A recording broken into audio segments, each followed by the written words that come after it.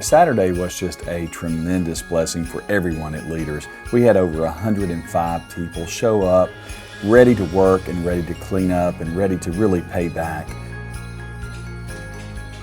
Every day at Leaders, we take care of our members and we help our members move forward in life. It was really a privilege to be able to be at the Boys and Girls Club to help in a different way and to serve in a different capacity.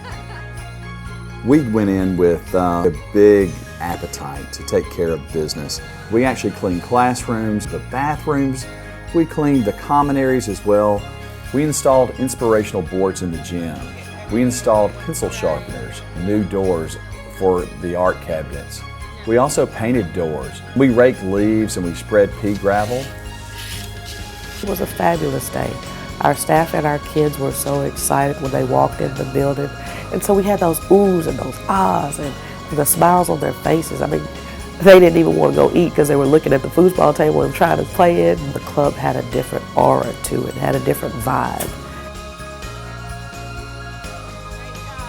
Really sent a clear message to the Boys and Girls Club that we are valued. But it was an awful lot of fun, and it was really just a privilege to be there, to be able to take care of things that sometimes no one else wants to do.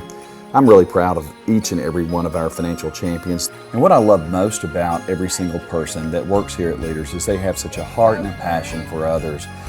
They truly are servants, and they really lead their lives with a servant's heart. When we left that day, I looked behind and I saw decorated Christmas trees, I saw decorated bulletin boards.